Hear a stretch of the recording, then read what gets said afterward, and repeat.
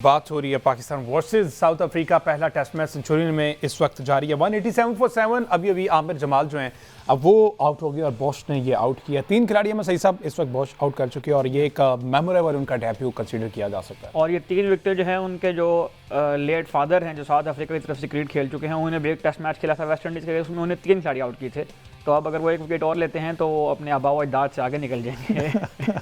आबा व अजदाद से आगे निकल जाएंगे। बट अगर अभी ये विजुअल्स आपके सामने हों, ये बोश नामी एक नौजवान है जनाब, यंगस्टर तो नहीं कह सकते, एक प्रॉपर बॉश का इनकी उम्र वैसे 30 साल से ज़ायद है। हाँ। लेकिन इनका डेब्यू जो है टेस्ट का वो आज हुआ है और पाकिस्तान के खिलाफ ही इस सीरीज में उनका ओडीआई में डेब्यू भी हुआ था। तो फर्स्ट क्लास क्रिकेट का तजर्बा काफ़ी है, लेकिन जो इंटरनेशनल क्रिकेट है उसका डेब्यू उनका पाकिस्तान के खिलाफ ही हुआ। और क्या नपीतुली बॉलिंग कर रहे हैं। बट साहब आप मुस्कुरा रहे हैं, जरा कमेंट करते हैं। अहमद साहब, बात यह है कि अहमद माशाल्लाह बहुत नॉलेजेबल है। मैंने अहमद से पूछना था कि जन्नत की उम्र 33 साल है ना। तो जब उसको जवानी कहा गया है तो हम 30 से ऊपर वाले को क्यों जवान नहीं समझते? नहीं, हमने तो ये डिक्लेयर नहीं किया कि वो जवान है या नहीं। जिस तरह की वो बॉलिंग कर रहे हैं, जिस रफ्तार से, और जिस तरह की उन्होंने बैटिंग भी की थी पाकिस्तान के खिलाफ आखिरी जो मैच था, तो हम तो बिल्कुल उनको यंग कह रहे हैं। मैं ये कहना चाह रहा हूँ कि जो मैच्योरिटी के ईयर्स हैं, अगर आप फिट है ना तो 29, 30 ऑनवर्ड्स, जब तक आप 37, 38 तक फिट है ना, आप अपनी पीक पे होते हैं मैच्योरिटी एंड फिटनेस बोथ की। तो ये तो हम लोग गलत करते हैं कि हम यहाँ पे अपना प्लेयर जाया कर देते हैं बजाय कि उसको फिट करें। और दूसरे ममालिक जो है वो तो खिलाते हैं। जब आपसे साउथ अफ्रीका T20 जीती है तो रीजा हेंड्रिक 35 साल का है, वेंडर डूसन 37 साल का, उन्होंने मैच जितवाया। बट साहब दूसरे एंड पे जो डैन पैटरसन बॉलिंग कर रहे हैं वो 35 साल के हैं, जिन्होंने आज 4 आउट किए। खुद ही बता दीजिए ना। हाँ, तो हमारे मेयार और हैं, दूसरी दुनिया के मेयार बिल्कुल मुख्तलिफ हैं इसके। बहरहाल आई थिंक वो बड़े अच्छे ऑलराउंडर हैं, उनकी बड़ी अच्छी रेपुटेशन है, both with the ball with the bat, बड़ा वो काबिल समझे जाते हैं।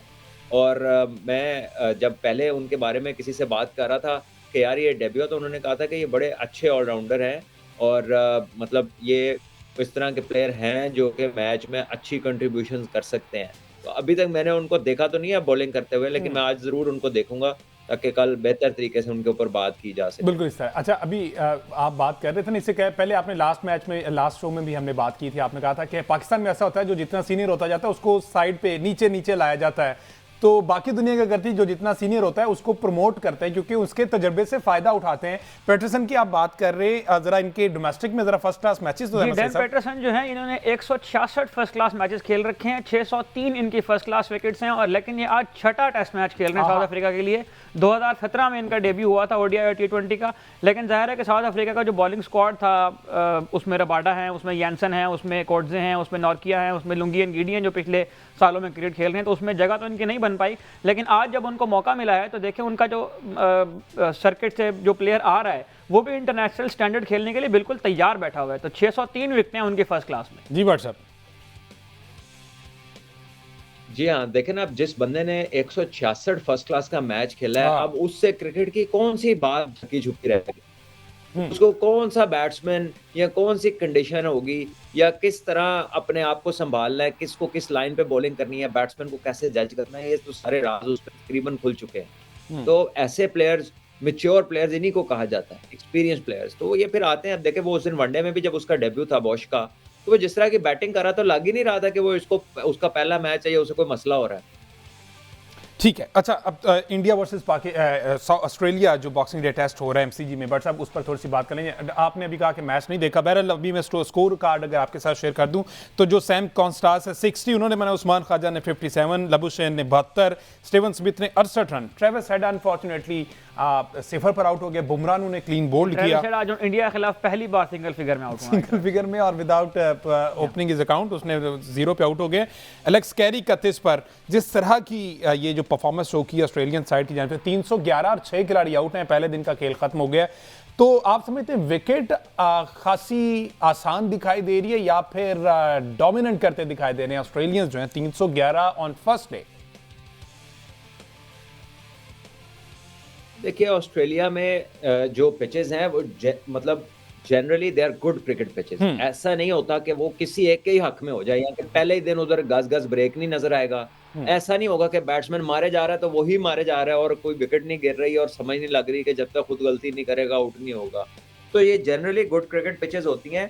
पता तो चलेगा जब दोनों टीमों की एक-एक इनिंग हो जाएगी कि बिल्कुल। किसने उसको कैसा इस्तेमाल किया है। हम्म। जैसे अगर पिंडी में जब पिछले साल पाकिस्तान इंग्लैंड के मैचेस थे तो पता लगता था यार इस पे तो किसी ने आउट ही नहीं होना। हम्म। लेकिन यहाँ वो वाली कहानी नहीं है। ये ऑस्ट्रेलियन क्रिकेट पिचेस जो है ये डिफरेंट होती हैं, इन पे पेस एंड बाउंस होता है अगर और कुछ भी ना हो। तो जैसा मैंने कहा कि उसको देख के फिर ज़्यादा बेहतर एनालाइज़ किया जा सकता है, लेकिन वो डेड रबर वाली कहानी यहाँ नहीं मिलती आपको। बड़ा रेयर कभी ऐसा होता है कि कोई एक ऑस्ट्रेलिया में मैच वो इस तरह चल पड़े कि ड्रॉ की तरफ चला जाए क्योंकि जी पिच ऐसा था।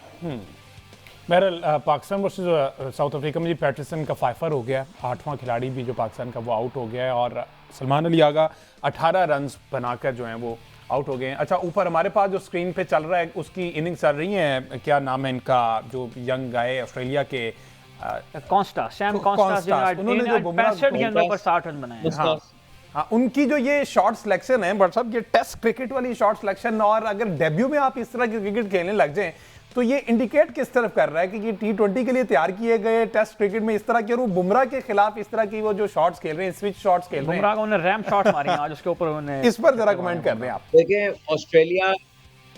ऑस्ट्रेलिया की जो स्ट्रेटेजी है ना, वो किसी भी मुल्क की जो स्ट्रेटेजी होती है वो दो चीजों पे बेस कर रही होती है। एक उसके रिसोर्सेज पे और दूसरा उसकी नेचर शो करती है कि उसका जो रिएक्शन है वो कितना अग्रेसिव होगा, या जब ये जनरली कोई इकदामात करते हैं तो क्या टोन होती है उसकी। ऑस्ट्रेलिया हमेशा एक अटैकिंग क्रिकेटिंग नेशन रही है और वो हमेशा टीम के टॉप प्लेयर पे हमला करते हैं, कप्तान के ऊपर या बेस्ट प्लेयर होता है ना उसके ऊपर हमला करते हैं, क्योंकि वो ये समझते हैं कि अगर इसको हमने नीचे बिठा दिया तो बाकी तो वैसे ही बैठ जाएंगे। और एग्जैक्टली उन्होंने वही किया, उन्होंने बुमराह के ऊपर करवाया है कि ये इनका बेस्ट बॉलर है, अगर इसको हमने पकड़ लिया तो ये बाकी फिर उसके पाए के नहीं है। तो ये ऑस्ट्रेलिया की शुरू से नेचर रही है, वो आपके सबसे स्ट्रॉन्ग पॉइंट के ऊपर हमला करते हैं, वहां से आपको पकड़ने की कोशिश करते हैं। और अगर वो आज किसी हद तक कामयाब रहे, अगर उसको बुमराह के उसने शॉट्स मारे हैं तो आज बुमराह भी बैठ के सोचेंगे कि अब उन्होंने आगे इसके लिए क्या स्ट्रेटेजी बनानी है। बिल्कुल। सैम कॉन्स्टास ने मैच के बाद जो प्रेस कॉन्फ्रेंस की है उसमें उन्होंने कहा है कि मैंने जब हम अंदर जा रहे थे बॉल खेलने के लिए पहला, तो मैंने उस्मान ख्वाजा से रिक्वेस्ट करके खुद पहला बॉल खेला और मैंने कहा कि मैं खुद इन्हें फेस करूंगा।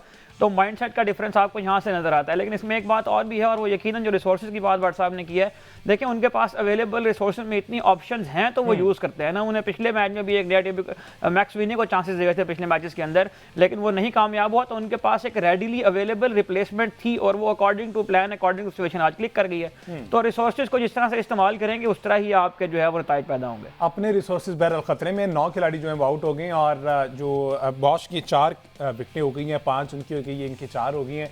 लेट्स सी ये मैच जो है अब वो किस तरफ को जाता है। तो अपने सवालात रोक लेंगे, हर सवाल में विकेट गिर रही है मेरा ख्याल है। तो मेरा ख्याल कोई स्ट्रेटेजी ऐसी अपनाई जा रही कि डे एंड पे ना साउथ अफ्रीकन की कोई 2-3 विकेट्स हमें हासिल हो जाए। अच्छा बट साहब, आज ही आप वापस लाहौर आए हैं, पिंडी वाली जरा सूरत हाल से आगाह करें ना। कल 200 रन बन तो गए, उसके बाद आखिर क्या हो गया? मार्कोस को हमने देखा, फखर जमान का बल्ला उस तरह से नहीं चल पाया, नाफे थे वो उस तरह से परफॉर्म नहीं कर पाए, तो कहां पर चौक कर गए मार्कोस? देखिए चौक तो under the pressure of runs कर गए। और देखिए फाइनल्स में होता ही है कि फाइनल जो है ना वो पिच से ज्यादा जहन में खेला जाता है कि आपका माइंडसेट कैसा है, आप परसीव कैसा कर रहे हो ओकेजन को और उस दिन कैसा रिस्पॉन्ड करते हैं। तो मेरा ख्याल है ओवरऑल उनको देखा जाए तो स्टैलियंस ने पूरा दिन ही बड़ा पॉजिटिव खेला। आपने डगआउट्स के शॉट्स देखे होंगे कि मिसबा एंड कंपनी जो थे काफी टेंस नजर आ रहे थे, दूसरी तरफ काफी रिलैक्स्ड माहौल था। हारिस ने टॉस जीत के इस पूरे टूर्नामेंट के बरक्स उसने पहले बैटिंग की, क्योंकि फाइनल में अगर आप अच्छा स्कोर बोर्ड पे लगा दें तो वो चेज में प्रेशर आता है। फिर ये जो मारखोर की टीम थी ये टू मच रिलायंट थी कि फखर जमान ऊपर से स्टार्ट देगा तो ये कुछ करेंगे। मेरा ख्याल है कि स्टैलियंस ने बॉलिंग बहुत अच्छी की और जांदाद ने ही पिछले मैच में भी फखर को बोल्ड किया था तो मैच स्टैलियंस जीती थी। उसने फिर इस मैच में फखर को बोल्ड किया और उनकी स्ट्रेटेजी बड़ी अच्छी थी। उन्होंने फखर को रूम नहीं दिया, उसको वो विकेट टू विकेट बॉल करते रहे और उसमें चेंजेस ऑफ पेस लाते रहे। सरकार वो तंग आके वो मार रहे थे क्योंकि जाहिर है 200 रन थे, सामने वाले एंड से भी कुछ नहीं मिल रहा था, वहां से भी विकेट गिर रही थी, तो प्रेशर बिल्ड हो रहा था। तो मेरा ख्याल है कि स्क्वीज किया उनको स्टैलियंस ने अपनी अच्छी फील्ड प्लेसिंग के साथ, और फील्डिंग का बड़ा फर्क था। स्टैलियंस ने अपने सारे कैच किए हैं, जबकि मार्कोर ने तो शुरुआत ही कैच छोड़ने से की है और फिर छोड़ते ही चले गए हैं, रन आउट भी छोड़े हैं उन्होंने, मिस फील्डिंगें भी की हैं। तो ये चीजें दिखाती हैं आपको कि एक टीम पे कितना प्रेशर है और दूसरी टीम उस प्रेशर को कितना अच्छा डील कर रही है।